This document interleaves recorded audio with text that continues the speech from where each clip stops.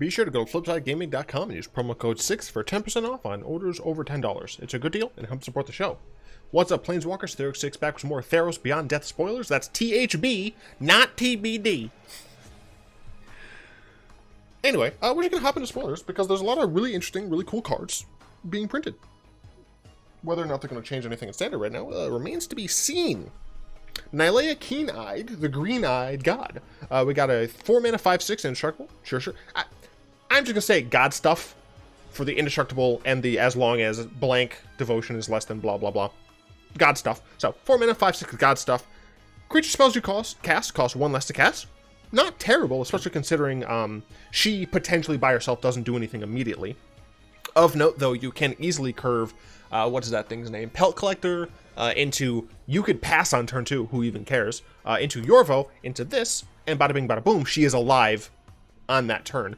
You can also go a little bit more of a rampy style, and in Historic or something, you could play Elf into Steel Leaf Champion or Yorvo into this on turn 3. Once again, very strong. But the fact that she makes up for potentially not being alive in making it so that you can skip 5 and go straight up to 6 if you want is really cool. And then, of course, she has a nice additional ability where you reveal the top card of your library. If it's a creature, you can put it in your hand. Otherwise, you may put it into your graveyard. Now, I like that this doesn't go to the bottom. I like that it goes to the graveyard because, as we all know, graveyard can be a resource, especially for escape, which is a mechanic in this. But I also like that it's a May. So even if it's not a creature, you're not forced to get rid of it. For example, like if you need one more land and you activate Nylea's ability, you can be fine activating it. Because if it is a creature, you get to put it in your hand, and that's one less draw you're going to have that isn't a land. So you're digging further. And if it is a land, you're not forced to get rid of it, right? So I really do like the design of Nylea here. In my opinion, she's not too wordy. She's not too out of nowhere. I like her abilities. Good stuff. Also got cool frames that my ugly face is kind of in front of, but still, they have cool god frames. Thirst for Meaning. This is a Thirst for Knowledge adjacent print. It's not a reprint. It's not a functional reprint either. It's different. Thirst for Knowledge is the same mana cost, instant, draw 3 cards, then discard 2, unless you discard an artifact. This is the exact same, except instead of artifact, it's enchantment.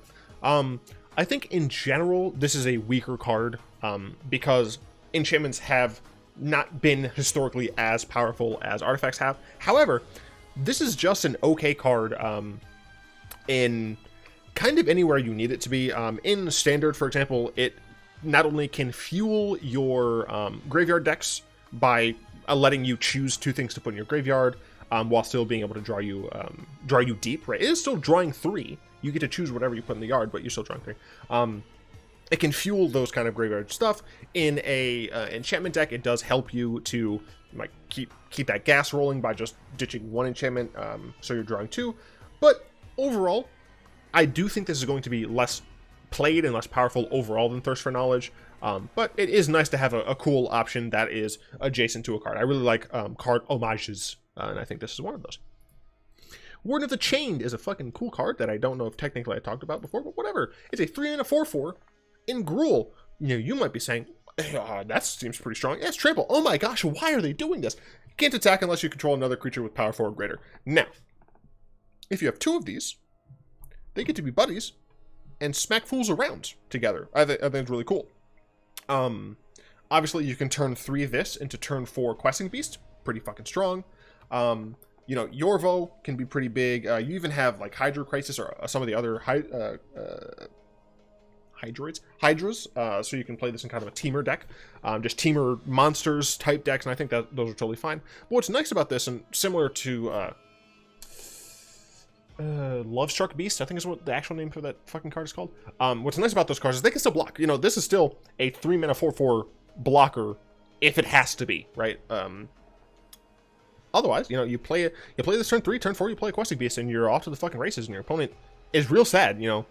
That's a lot of damage. And this, like, Questing Beast obviously can't get chump blocked.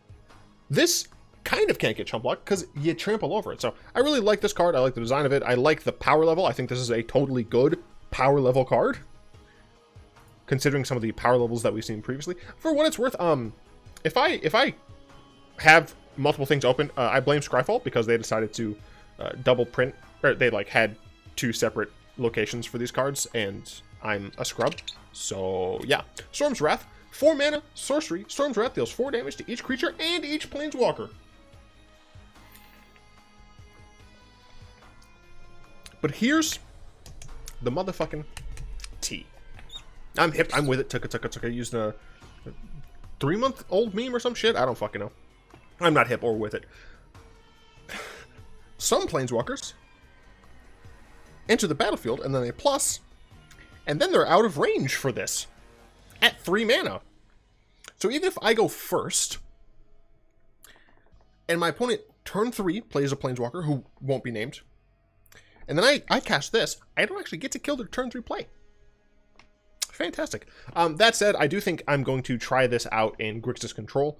I think being able to hit planeswalkers as well, even if I don't end up killing them, I think it's just a very helpful thing. It also, for what it's worth, means that in mirrors, where planeswalkers are, they're going to be likely, right? It means that you're not going to want to tick down those. So, if I'm in a Grixis Control deck and my opponent is also Grixis Control, knowing about Storm's Wrath means that my opponent is less likely to want to minus their Bolas, right? Or if they do, face the Storm's Wrath, as it were.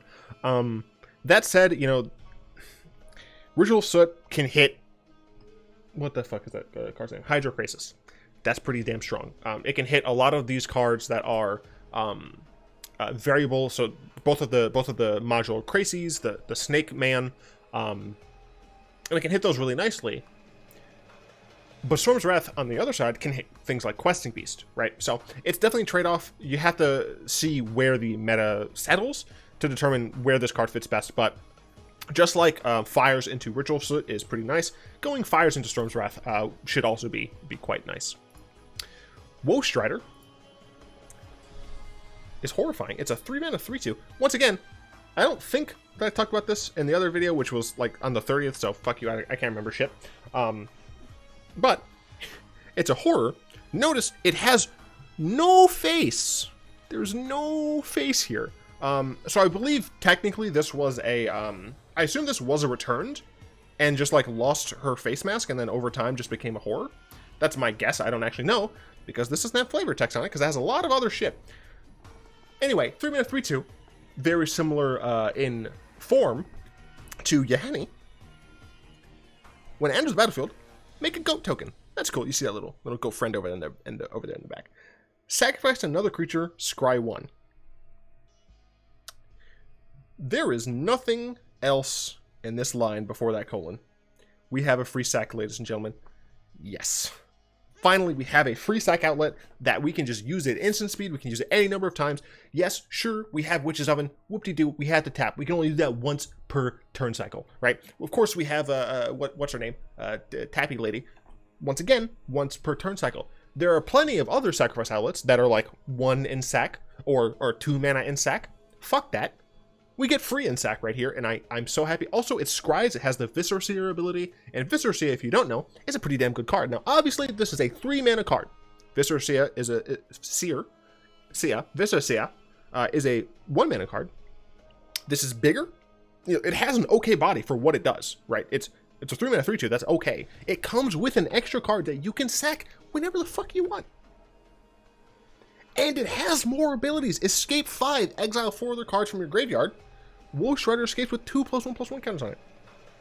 If you're in a sacrifice deck, sacking some shit, and you exile some shit, right? You can bring it back and do stuff again. Now, obviously, this can't sacrifice itself. That's fine. It's totally fine when sacrifice outlets like this can't sacrifice themselves. I think Yahenni was the same way. I think she couldn't sacrifice herself. But still, the fact that this can fuel your yard, like it just does everything. This is one of my favorite cards being printed. For what it's worth, I think it does a little bit too much. I don't think it's necessarily going to be like OP or like tier 1 deck or anything. I just think it's a bit busy. I feel like a lot of the cards Wizards has been printing recently is they're a little too busy, but still, I'm so excited for this fucking card. Other than how it looks, because it's horrifying, I'm so excited. And Ishton, if you don't know Ishton, he does magic art. He does commissions, and he also just makes fun art by himself. He like drew this thing in like this goat, but his art style is very cute. And it was weird. It's just a weird juxtaposition. Underworld Breach. I don't know if I talked about this card. I feel like I talked about this card in the last video, but I'm just going to mention it again real quick. This card might be a problem. 2 mana enchantment. Each non-land card in your graveyard has escape. Escape cost equal to the mana cost plus 3 other cards. This is very similar to what? Yogg Will? Yogg Will. Yeah, so until the end of turn, you can play cards from your graveyard. If a card would be put in blah, blah, blah. Yogg Will is an incredibly powerful card. Banned in Legacy, restricted in Vintage. Right? It's an incredibly powerful card. It does dumb things. It lets you buy back cards, right? This does essentially the same, except for the fact that it has the escape cost, which is exile three other cards from your graveyard. The reason I think that this is not something that matters is because, from my knowledge, which is relatively limited, when you use Yogg Will, you're only going to be getting a handful of generally powerful cards, right? You're going to be getting your 5 strongest cards in your graveyard. And being able to do that is insane. Now, obviously, this, at the beginning of end step, sacrifice Underworld Breach. Also, it's a permanent, so your opponent has, you know, chances to stop this, whereas if Yogg Will resolves, it just resolves and it happens. But still, I don't think Standard is going to have problems. I don't think Historic is going to have any problems. But this could bode weirdly for Pioneer. This could definitely bode weirdly for Modern, Legacy, Vintage, because this is almost just Yogg Will. So we'll fucking see. Oh, look, it's another Underworld. I didn't even realize they were that close to each other. Temple of Abandon. So we're getting the rest of the Temple cycle. If you did not know, Temple of Abandon. These are the new old God's horns. It's not Xenagos' horns. I know. Steven. I think it's Steven the Riddler. Yeah. Cool dude on YouTube or on Twitter. Whatever. He really likes Xenagos. Xenagos is all right. It's not Xenagos though. I'm very sorry. Yeah. I like a lot of this art. I think it's fucking fantastic. This one's so crisp. Yeah, I really like all of this art. But what it does is it means that I can now play this in Grixis instead of the blue-red lands, or I could even play the black-red land, right? So it just makes it a little bit more even for the rest of the cards. Erebos Bleak-Hearted, 4 mana 5/6. Same as Nihilate. They're not all 4 mana 5/6. Oh, aren't they? Oh shit! I think all of the single color gods are 4 mana 5/6s. I get to more of them, but I think that's the case. Yeah, I think that's the case. Anyway, god stuff. Whenever another creature you control dies, you may pay 2 life. If you do, draw a card. Now, obviously, life is going to be potentially an issue, but you know what deck likes to gain life? Mono black. Do you know what Mono Black often plays? Cat Oven. Do you know what happens in Cat Oven? You gain life, you kill creatures, and you get to pay life and draw cards. Now, obviously, this card is kind of competing for a similar spot as Midnight Reaper. But I think it's different enough that this card is probably just better. For what it's worth, you can also use it to sacrifice a creature, and 1, you're able to get its ability, and 2, you get to have a nice removal. So if you have a cat, you know, and your opponent has some nonsense that's going to kill you, you can sack the cat with this instead of the oven and dampen a thing. I just think it's really cool. Very similar to Nylea. I really like this card's abilities. Yeah, for what it's worth, I'm a little bit less in love with this ability because I think the mono black deck already has like too many competing cards. Like, I don't know how I'm going to fit all of this sweet value in there. Nyx Lotus it's a card, 4 mana. Nyx Lotus enters the battlefield tapped. Choose a color, add an amount of mana of that color equal to your devotion to that color. For what it's worth, I think this is potentially strong in monocolor EH decks, which is nice. I really like when Wizards can print things that are good for mono or 2-color decks that don't really benefit the others. So I think that's interesting. For what it's worth, we have, what is this thing called? Mana Key. we have Manifold Key in Standard, and this can just untap an artifact. So you can make a lot of mana potentially. What you're going to do with that, I don't fucking know, but I think it's cool. The issue, of course, is that this doesn't add to your devotion, and this doesn't add to your devotion. So, you know, a deck being there, debatable, but still, I really like the card. Brine Giant, it's a 7 mana affinity for enchantments card. This is affinity for artifacts, but enchantments, right? Spell costs 1 less to cast for each enchantment you control. It's a 5/6. Depending on how many good enchantments are playable and limited, will determine how good this card is, but it can be very strong. Oh god, what was it called? I don't remember if it was like Spire Monitor or like Monitor of the Spire, but there is a card. Here it is, Spire Golem. Okay, this is kind of like one of the cards that was in Mirrodin that were affinity for things that weren't artifacts. Stuff like this was pretty decent, so I expect that if there's enough good playable enchantments, this is probably going to be a pretty strong limited card. Field of Ruins back. One fantastic artwork. This artwork is fine, but this artwork is bomb. That said, I don't think we need it because Field of the Dead is banned. So, I mean, it's nice to have back. It's always nice to have land destruction in Standard because it gatekeeps some nonsense, but a little too late. Ox of Agonis? Sure. 5 mana, 4/2. When it enters the battlefield, discard your hand, draw 3 cards. Notably, this does not say, like, discard some amount. If you do, draw some amount. This is discard your hand, draw 3. If you have no hand, this just says draw 3 cards. Escape, red. I think this was the first escape cost that is wholly cheaper. I could be wrong. I'm probably wrong. But this is incredibly cheaper than its normal casting cost. Exile 8 other cards from your graveyard. Oh, that's why. Because you have to exile a lot. And it does only escape with a single 1/1 counter on it. That said, if you're playing, let's say medium red, like you have some burn spells just to go over the top, you have a little bit of, you have some nice, relatively aggressive creatures, but you also have Ox. This means, right, that if Ox ends up in your yard, it's relatively easy to just, boom, get it back, draw a huge hand. You have mana now to cast the rest of your burn spells, right? So I like this card. I have no idea if it's going to see play, but it has potential. And I think the big potential here is the fact that you can just get rid of nonsense and gain a huge advantage. So we might see some sort of like weird like discard red deck. Oh fuck, oh god, imagine if we had Shadows of Innistrad and Eldritch Moon with like madness and stuff in Historic. Oh, I love it.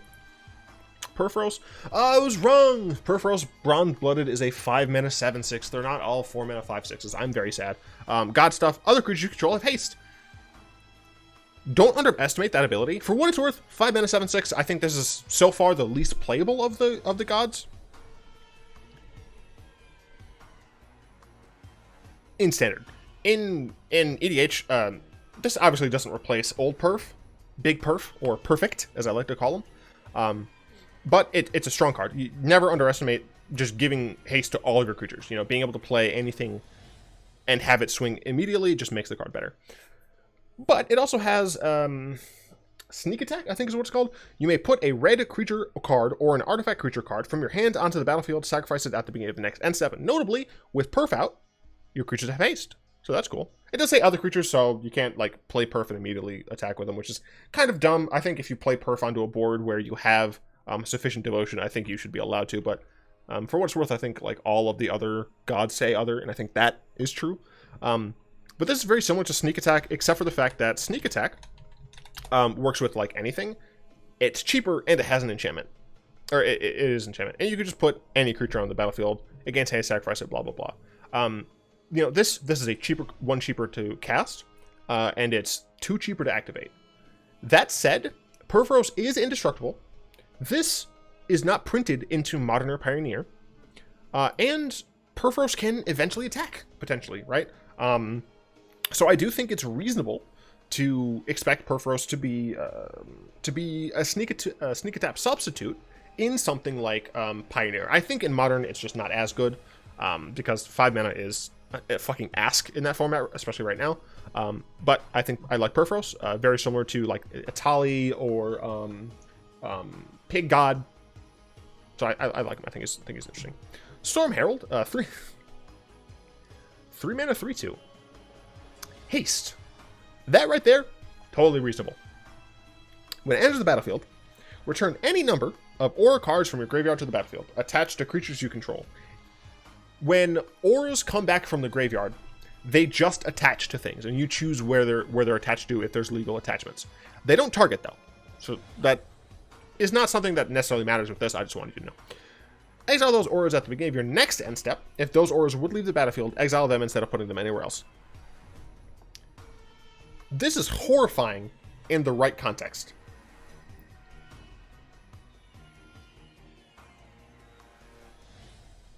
Depending on the auras that see print, this could be some sweet OTK out of nowhere deck.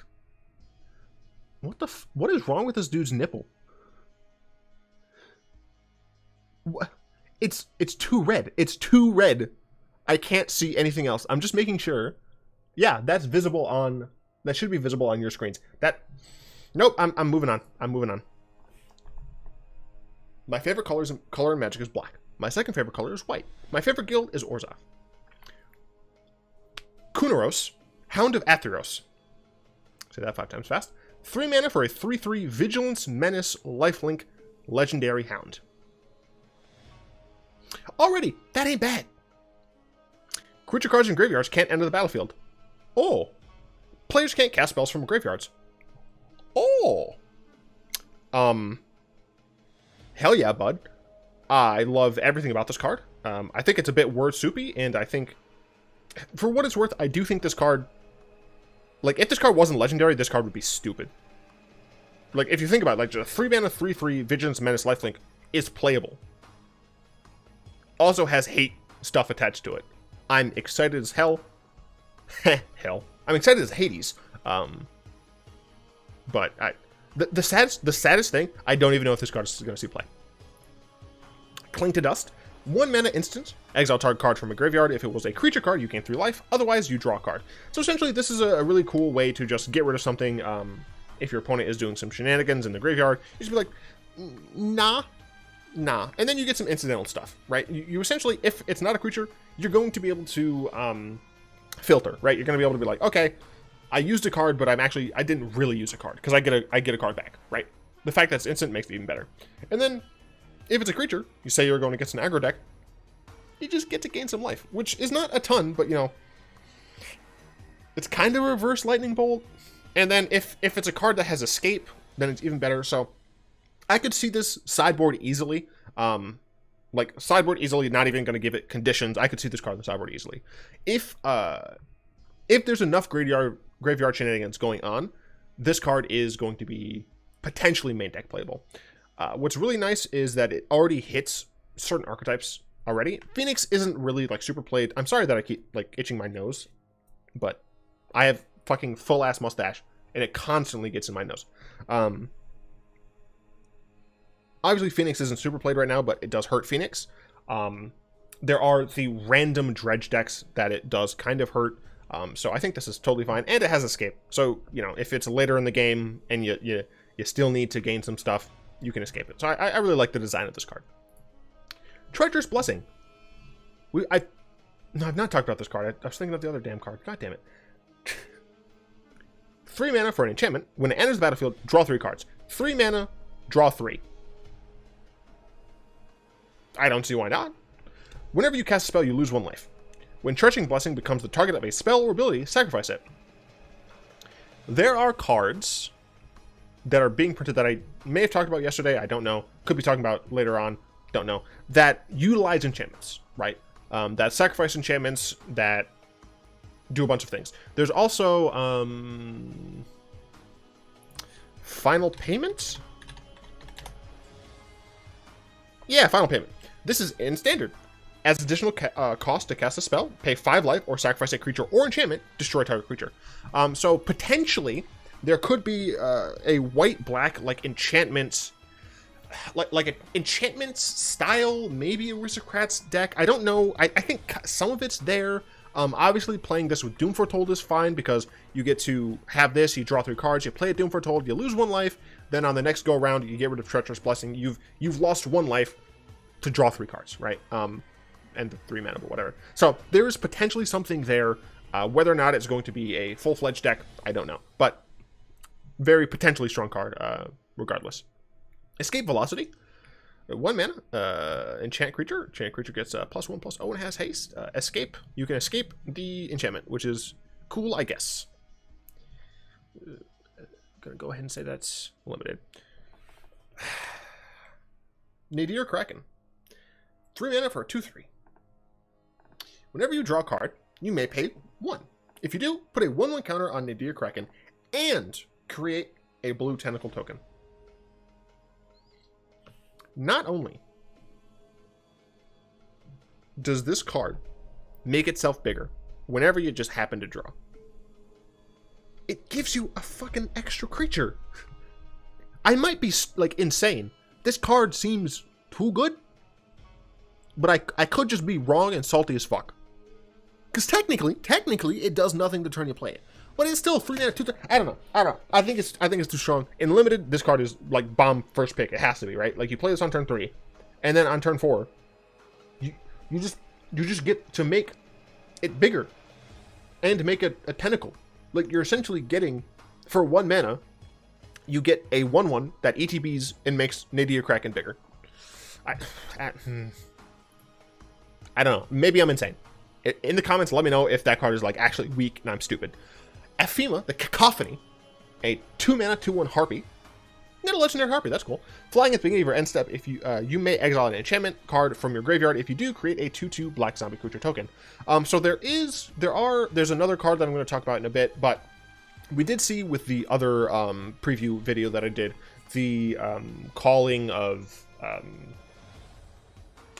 Tiramet or Timoret, yeah, whatever that enchantment was that puts things in your yard and you have zombies and enchantments. There might be a different deck similar to the white-black one, where essentially you're just milling yourself, having some enchantments and creatures that care about creatures and enchantments in the yard, and then you do stuff with those creatures and enchantments in the yard. I mean, you know, it's a 2 mana 2/1 that just potentially has extra value. You know, if your first Ephemia dies, she's an enchantment. So, you know, your second one becomes a 2/2 black zombie. And since it's the beginning of your end step, she doesn't have to survive to your next turn to get value. So I don't think this card is necessarily great, but I think it's fine. Also, this reminds me of a fucking song. Sing Beauty, Sing for Death, and for the Dead. It's like, Sing for the Moment. I can't sing. One with the Stars, very similar to Imprison in the Moon. 4 mana, enchant creature, enchantment. Enchanted permanent is an enchantment and loses all other card types. I believe essentially it just becomes nothing. Right? Like if it's a creature, it's no longer a creature, so it can't attack or block. If it's enchanted creature or enchantment, enchanted permanent is an enchantment and loses all other card types. Yeah, so essentially it just becomes not a creature. Yeah. So this doesn't do anything to a normal enchantment. It's essentially just for enchantment creatures. But that's a creature. Why do that? Enchant creature or enchantment.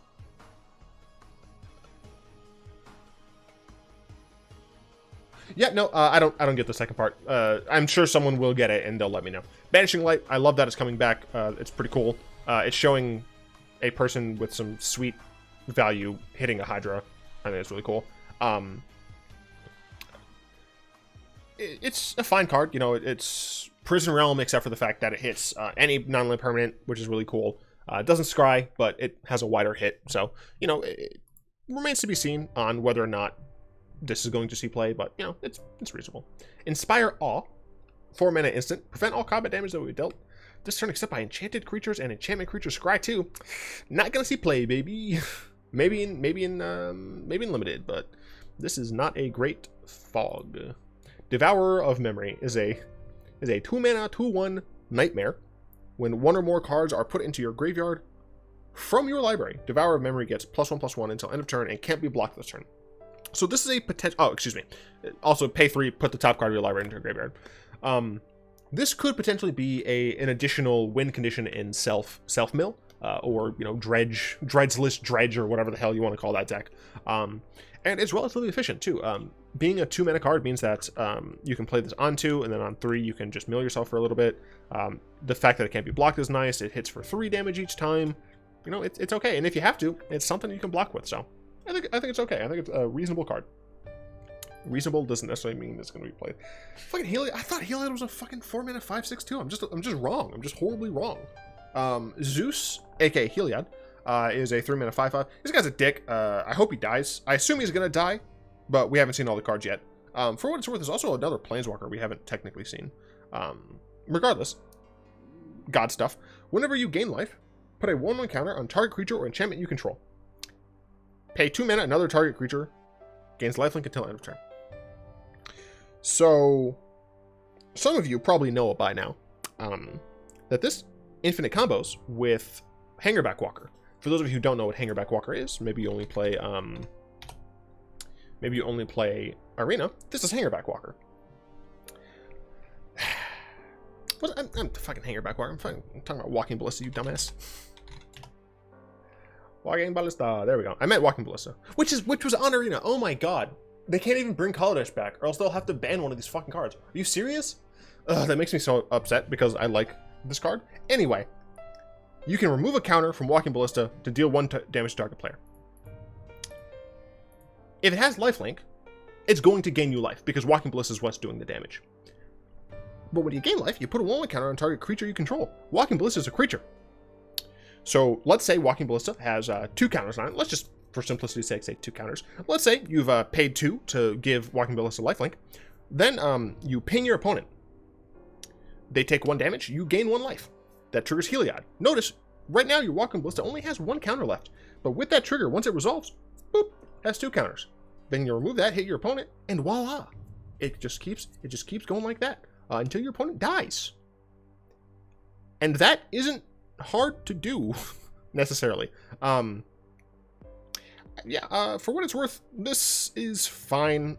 It's whenever you gain life, so multiple instances of gaining life are good. So, Linden, is that her name? The triple white legendary creature from Throne of Eldraine, the Queen. When her gain life ability works really nicely with Heliod, so I do think Heliod can see some play in a mono white life gain aggressive deck. And historic, you know, this still works nicely with just general devotion, being able to like race really nicely with other aggressive decks is nice. So I think this has some decent potential. Atris, Oracle of Half-Truths. 2 blue-black for a 3/2 menace. I always like to see menace. When it enters, I fucking love this ability. When it enters the battlefield, target opponent looks at the top 3 cards of your library. They look at your library and separates them into a face-down pile and a face-up pile. Put one of those piles into your hand and the other into your graveyard. 1, the fact that this puts the rest into your graveyard so that you can use it later, fantastic. 2, I just love the potential mind games that this forces. Like, it really makes you like decide. It makes your opponent have to really think about what they're going to have hidden and what they're going to have face up. And it makes you decide, like, okay, this looks like some pretty good stuff. Did they give me something even better in the face down pile? And since it's 3, it means that one of those piles is going to have 2 and one of those piles is going to have 1, right? If you get 2 cards in the face up and 1 face down, you're like, oh, maybe the face down one's better. And like, you pick that one and oh, it's just a land, right? The amount of mind games, fantastic. I love that shit in my Magic. Hell yeah. Idyllic Tutor is a reprint. I'm really glad. As you can see right here, it was getting up to like $30. This is a card that I want to use in some of my commander decks. And I mean, as of right now, you know, it's already down to 8 or 7 tech. This isn't like real yet, but I expect it to be relatively inexpensive, which is nice. Just printing, so far, a lot of the reprints that they've done for Theros Beyond Death have been fantastic.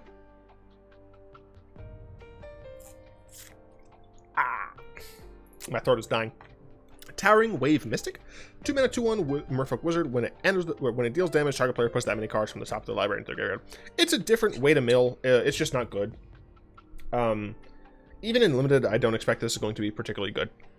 So, yeah. This card, another one of the cards Ishin has been drawing a lot, which is fucking fantastic. Seb is just one of the best Magic artists right now. 2 mana, 2/1 Death Touch Zombie Merfolk. When it enters the battlefield, put the top 2 cards of your library into your graveyard and you gain 2 life.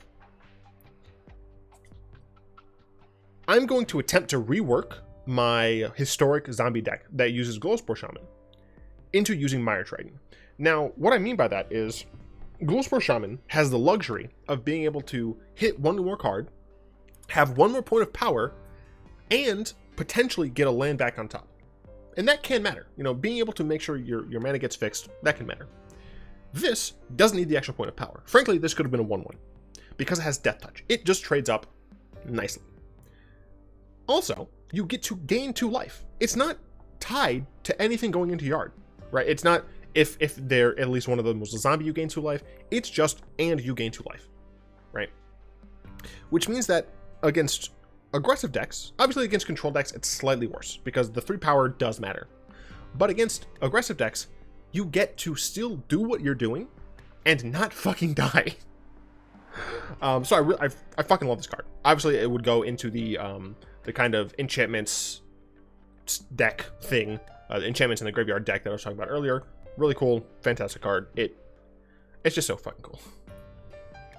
The Birth of Meletis. This is Ephara, I think. Yeah, I want to say her name's Ephara. 2 mana, Saga. Search library for basic plans. Reveal it, put it in your hand. Yeah, I guess it's bad rampant growth, but sure. Create a 0/4 colorless wall artifact creature token with Defender. Okay, blocks a little bit for you. You gain 2 life. This could have been a little bit more life. Like, come on. Even 1 more point of life would have made me a little bit excited about this, but I'm just not at all. Maybe I'm super wrong, but this card just seems super weak. Ashiok's Erasure. It's a 4 mana flash enchantment. When it enters the battlefield, exile target spell. Some people don't necessarily know. Spells, when it says something like exile target spell, it doesn't mean exile an instant sorcery. It would say instant sorcery. Any non-land, no, essentially any card that's on the stack, because non-lands can't go on the stack. So any card that's on the stack is a spell, right? So you just get to exile any fucking thing you want. Your opponents can't cast cards with the same name as the exiled card. Chef's kiss. When it leaves the battlefield, return the exiled card to its owner's hand. Some shit like this allows them to just cast it immediately. This is not. You still have to cast that shit. You still have to pay the mana again. This card is fucking flexum, right? It literally hits any spell you want. And if your opponent does not have enchant removal, which I assume people are going to be packing enchant removal because of the amount of good enchantments. If your opponent doesn't have enchant removal, this just says, fuck you. You're not going to cast any of those spells for the rest of the game. And even if they do, they have to use the enchant removal on this card.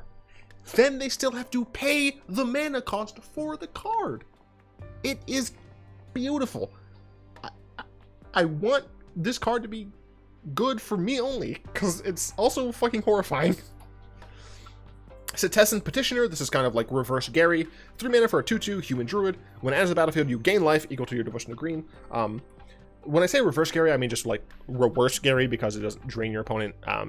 No one gets buffed or anything. But, you know, it's still fine, I guess. Glimpse of Freedom. This art is really cool. Clink Clearly. I want to say he did one of the arts that I really liked from Kaladesh. Anyway, 2 mana instant, draw a card. Escape, free, exile 5 of the cards from your graveyard, you get to draw a card again. This is similar to Think Twice, and some people on first glance might say this is just a worse Think Twice. That's not necessarily the case, because Think Twice, once you flash it back, is gone. It's exiled. You have to jump through hoops to get it back. This, on the other hand, is something that you can cast. You can cast again with the escape, and you can cast again with the escape. Whether or not that's actually worse than Think Twice, still debatable. I think it's reasonable to say that this is still worse than Think Twice, in the majority of cases, but you still get to potentially use it multiple times. Think Twice, for what it's worth, was pretty played. I expect this might also just be pretty played. backline. I should have like just hit lands. Although I think all of the lands are at the very back, which means I should do this. Yes, I'm doing this because fuck you, I can. Let's go all the way to the back.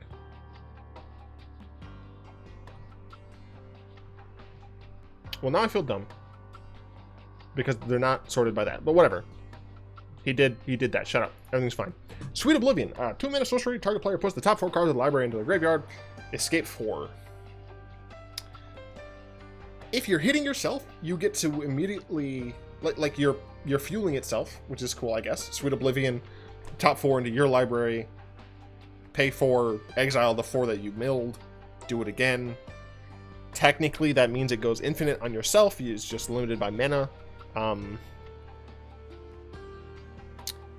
Is that good enough? I don't know. I legit don't know. As a normal mill effect, I think it's bad. I think there are better opposing mill strategies than Sweet Oblivion, but...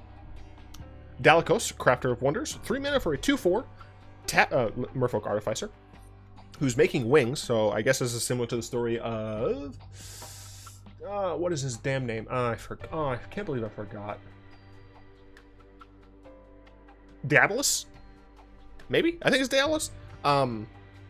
Anyway, tap, add colorless color, spend this mana only to cast artifacts, spells, or activate abilities of artifacts. Equipped creatures you control have flying and haste. It is technically an artifact matters. Is it commander? Technically. It is an equipment commander for blue-red, which I think is novel. The issue is I just don't think there are sufficient support cards to make that matter in Commander. Reverent Hoplite, 5 mana for a 1/2. That is not very good. When it enters the battlefield, create a number of 1/1 white human soldier creature tokens equal to your devotion to white. At the very worst, this card says 5 mana for a 2/3 worth of power. That is not good. Oftentimes, adding additional pips of a color make a card worse. Obviously, with devotion, that's the opposite. Adding additional pips could make the card better. If this, for example, was a 3 double white 1/2, then it wouldn't be bad by itself, right? Because the worst is going to be 5 mana for 3/4 worth of toughness. Yeah, 3/4 worth of toughness, which is not good, but it's not bad. As it is right now, the worst case scenario is bad. So I don't see this being good even in limited. Chainweb Arachneer. This thing has fucking hands. I just want to point out that this thing has human-ass hands. Anyway, 1 mana 1/2 reach. When it enters the battlefield, it deals damage equal to its power to target creature with flying opponent controls. Goose has 2 toughness. This card cannot kill Goose. It could kill Birds of Paradise. We don't have that shit in Standard. Therefore, this card, not good. That's it. I mean, I guess technically you can kill some 1/1s from the flying deck. If blue-white flying is a menace, which I doubt it's going to be. Anyway, has escape for 5, exile 4 of the cards, and it comes in with 3/1 counters, so it can be, you know, a 4/5. Oh, yeah, a 4/5. Not awful, but we can't kill Goose. So I don't fucking care. This is not the actual name. 5 mana, choose one or both. Return target creature card from your graveyard to the battlefield. Return target aura card from your graveyard to the battlefield. This is just a reanimation spell. Obviously, it's not, it's no, what is that damn card called?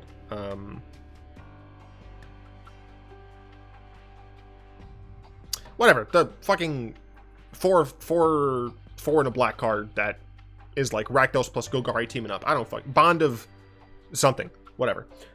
It's no that, but the fact of the matter is it can bring an aura back, and that could be good in the right circumstance. I doubt it though, unfortunately. Nessian Boar is a 5 mana 10/6. Weird, but okay. All creatures able to block it do. Alright, that probably means it's going to die horribly. A horrible, painful death. Whenever it becomes blocked by a creature, that creature's controller draws a card. Excuse me, what? So not only is it going to die, like the first time you attack with it, when it becomes blocked by a creature, not one or more, a creature, which means if your opponent has a bunch of fucking 1/1s and they just choose to block it, they're going to draw a load of cards. The card's bad. Luckily, it doesn't say it has to attack each turn if able, which means some fun shit you can do with it is fling it at your opponent. So hear me out.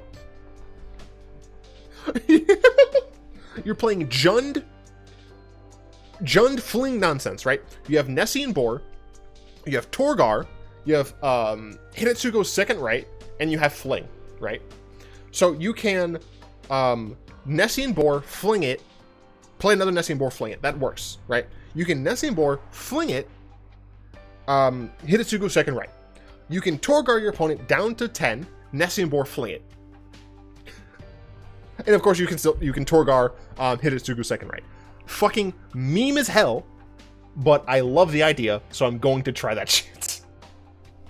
Do not play this card normally. Play this in some meme shit.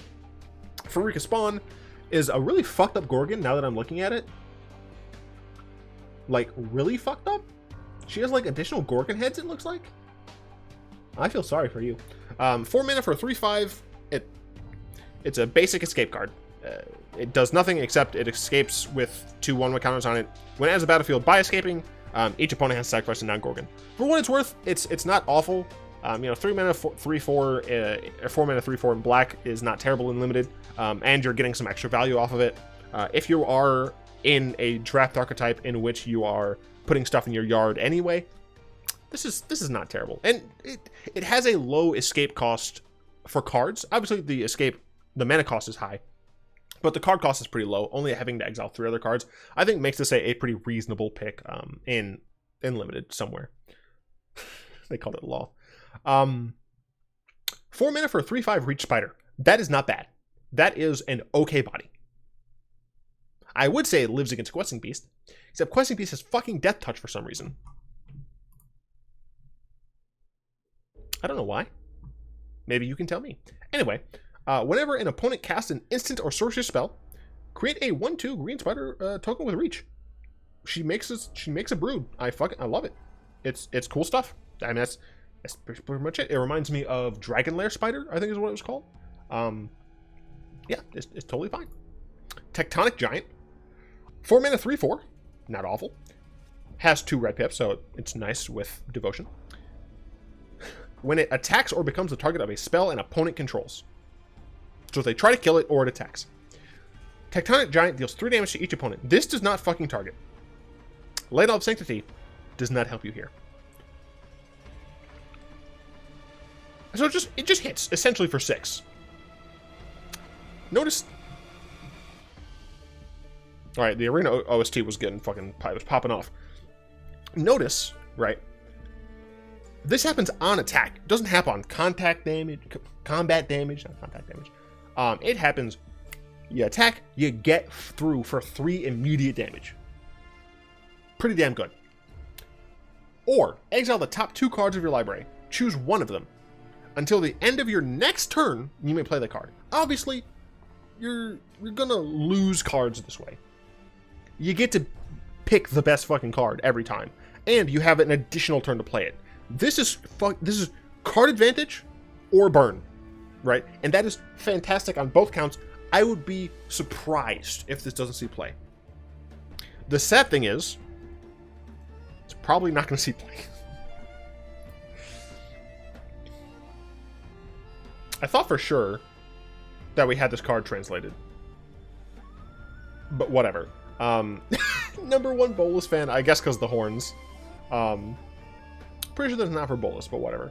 2 mana for a 1/1 Satyr Berserker. When you sacrifice a permanent, put a 1/1 counter on this card. There is already a black-red sacrifice deck. This slots into it pretty fucking well. You know, it's a 2 mana card. You know, you play Cat, you play this, you play double oven. You sacrifice the cat, you sacrifice the food, you sacrifice the cat, you sacrifice the food. It's immediately a good old-fashioned 5/5. Obviously, that's like Magical Christmas Land, but I think it just slots in that deck nicely. It's another payoff for your sacrifice, alongside the Mayhem Devil. I like the damn card. Also, it has more. Pay 2, tap, and sack. Tap, unfortunate that it's there, but I think it's necessary for balance reasons. It deals 1 damage to target creature. That creature can't block this turn. I like it. I think it's good. Ooh, baby. Pelucranos Unchained. This is a zombie hydra. As you can see, this is where he lost its fucking head. I want to say Elspeth killed him. I want to say Elspeth killed Pelucranos by chopping off his head with God's End, which was like special or something. I think that's why he died, but whatever. His heads are growing back. 4 mana. Pelucranos enters the battlefield with 6 1/1 counters on it. If it escapes with 12 1/1 counters instead. If damage would be dealt to Pelucranos while it has a 1/1 counter on it, prevent that damage and remove that many 1/1 counters.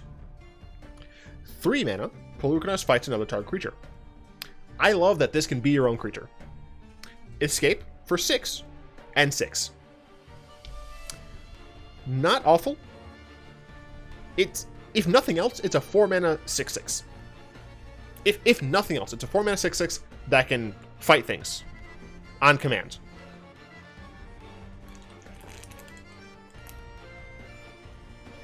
I like the card.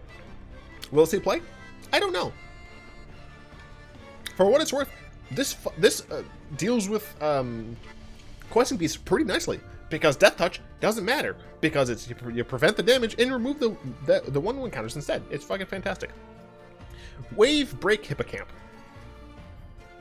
3 mana 2/2. When you cast your first spell during each opponent's turn, draw a card. This is promoting Flash, and I cannot abide by that. Fuck you, essentially. Nylea's Intervention. X green.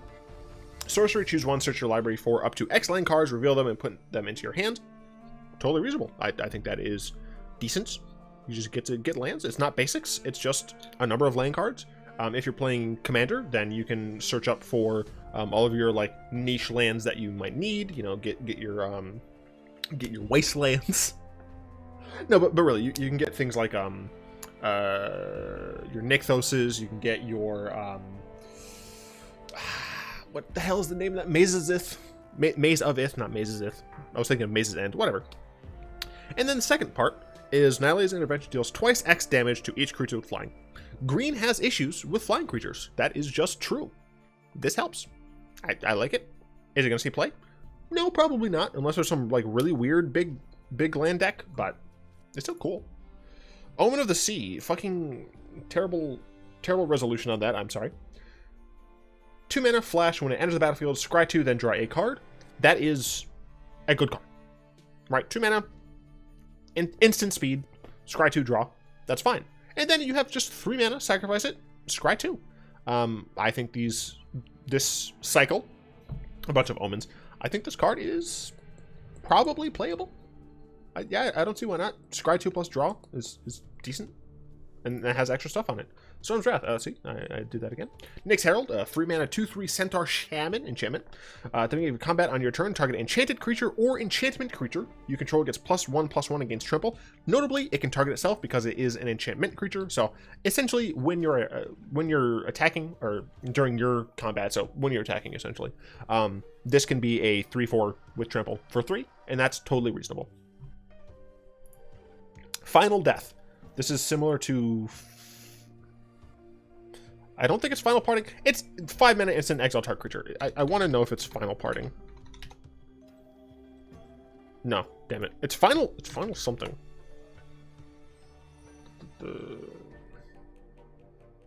Final Reward. It's the exact same as Final Reward.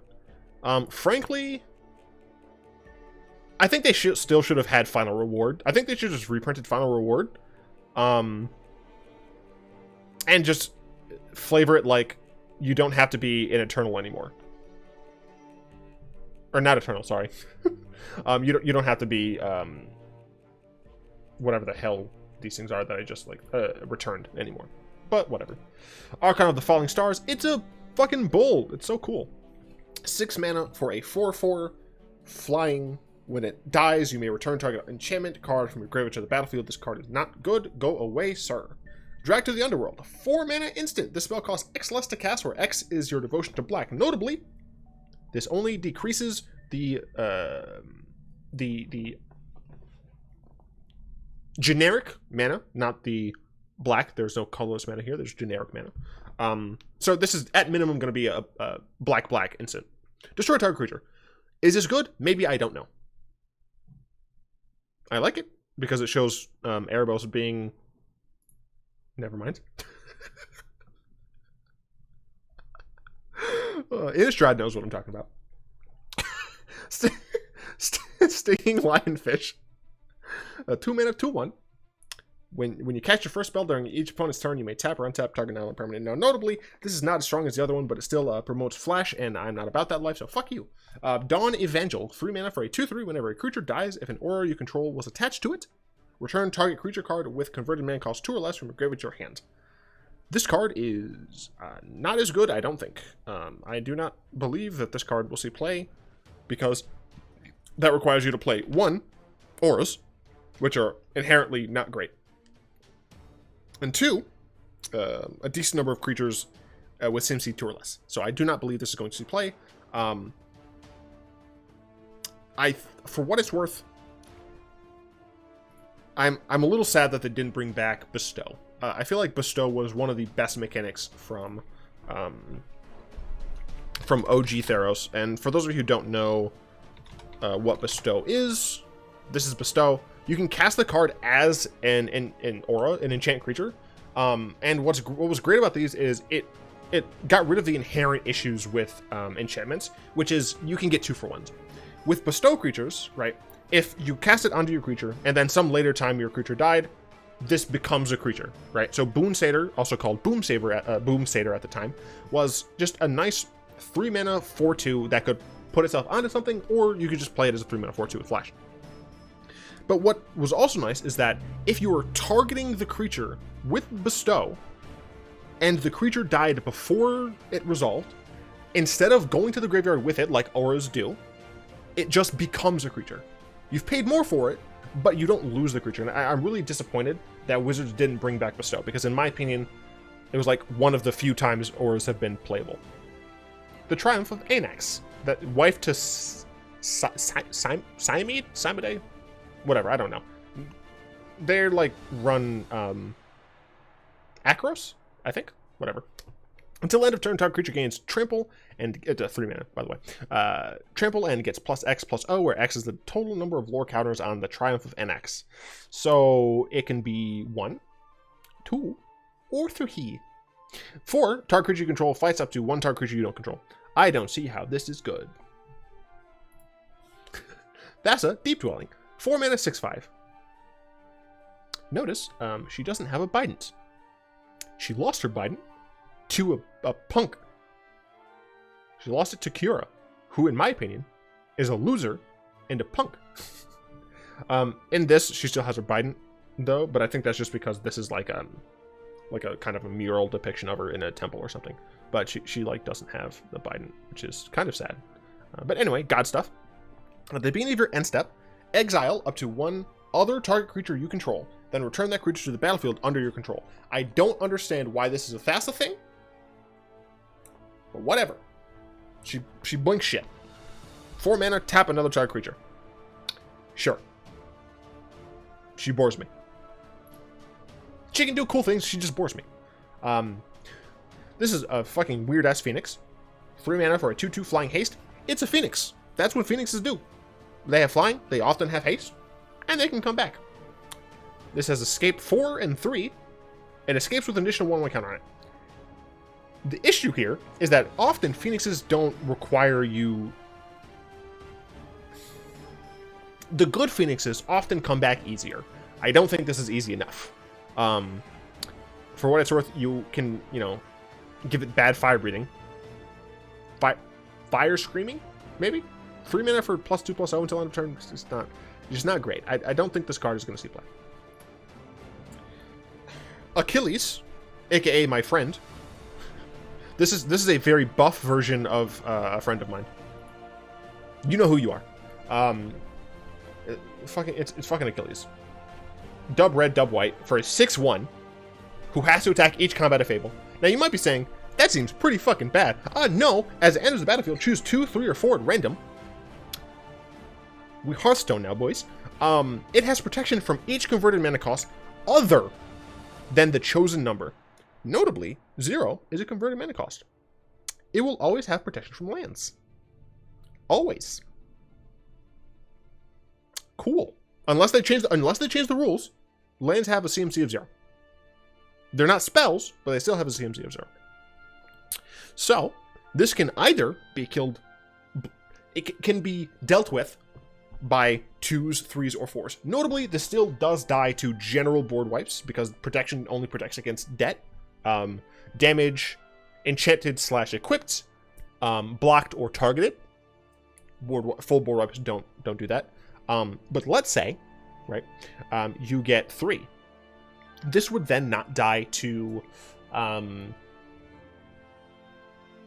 Storm's Wrath, the 4-mana red Wrath.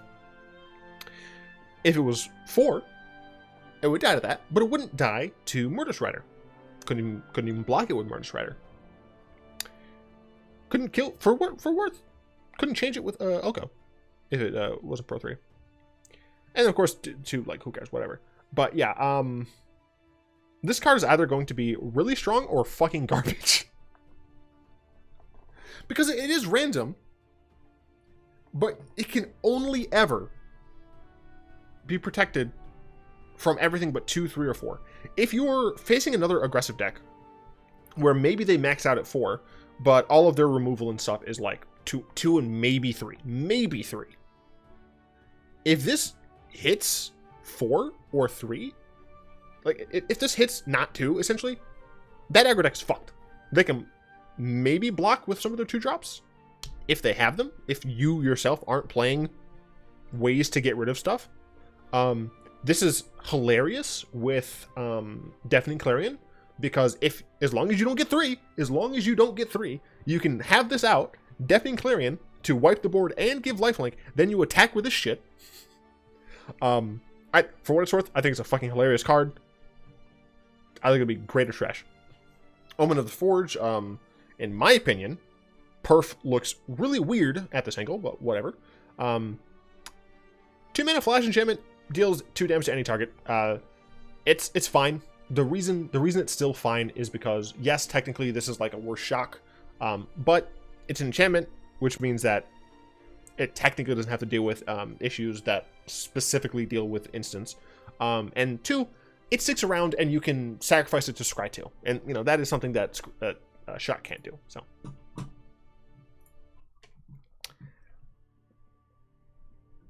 Something of the Sea. This is like Calaf. I don't know what Amada is of the Sea. This is Italian, and I can barely read parts of it just because of French. Anyway, her power and toughness equal to her power is equal to your devotion to blue. She's the blue demigod. Creatures and enchantments you control have spells your opponents cast that target those permanents cost 1 more to cast. She's very similar to Kira, Great Glass Spinner. Although, is she just better than Kira? Kira might fly? Okay, Kira flies. Creatures... Oh, also, it's just counter that speller ability. Never mind. This is not as good as Kira. That said, I do think she's decent. Another Harpy. She looks like she's had some issues with biting her feathers off. 3 mana, 2/1. When it enters the battlefield, exile a target card from an opponent's graveyard. Cool, it's limited. Omen of the Sun. Heliod looks like a fucking diva there. Omen of the Sun enters the battlefield. Great. 2 1/1 white soldier tokens. You gain 2 life. It's not bad. It's similar to it's kind of similar to Midnight Haunting. You don't gain the life, but the creatures fly. So, meh. Sacrifice it. Scry 2. It's the Omen stuff. Shimmer Wing Chimera. Fucking weird-ass Chimera. It has, like, a hippocamp back, crab arms, and then just, like, a bird upper part. Anyway, 4 mana, 3/2, flying at the beginning of your upkeep. Return up to 1 other target enchantment you control to its owner's hand. When I first read this card, I didn't know it was up to. The fact that it's up to means that this is not terrible. In limited, possibly fine, depends on the flying stuff in the set, but it's limited. Harder, better, faster, stronger. I fucking love it. Make that dude bigger. If you control a big dude, draw 2 cards. Make gold for winning. Although someone did point out that it's called the Ironian. Shit. Oh, it's Iroan, dumbass. No. Iroan.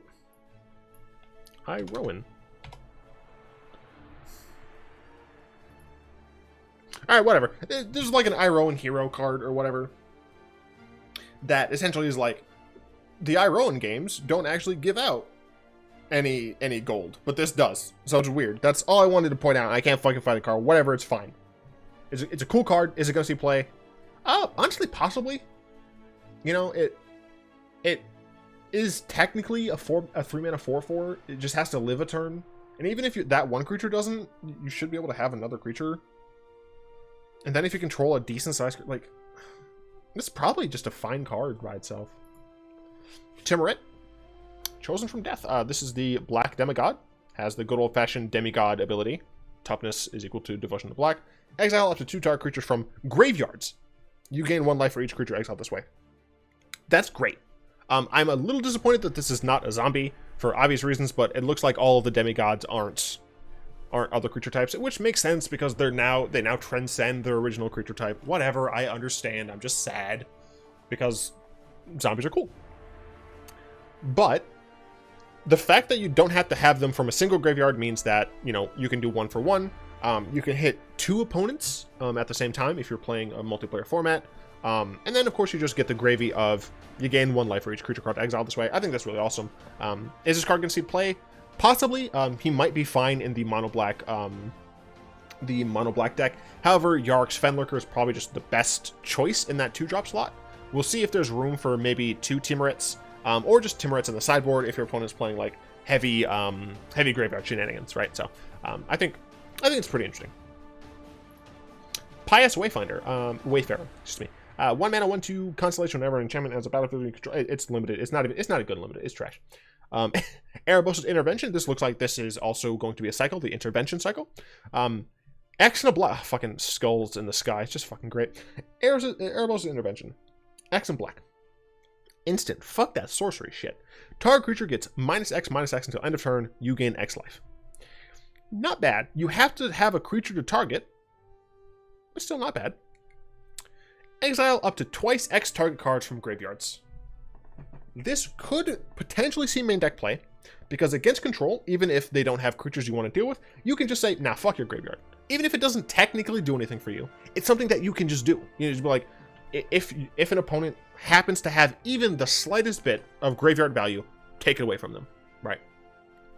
And then against aggro, it's not the best rate, but still, 3 mana, kill a 2/2, gain some life, gain 2 life, you know, that's not awful. 4 mana, kill a 3/3, gain some life. 5 mana, kill a 4/4, gain some life. You know, it scales fine. Yeah, it's great. I like it, and that's the last fucking card. I don't remember if I go to the patron page on these. Also, I don't care. Thanks, patrons. If you'd like to join them, sure you can do that. Otherwise, I'm just gonna fucking jump here, I guess, real quick and bounce because my throat fucking hurts. Peace.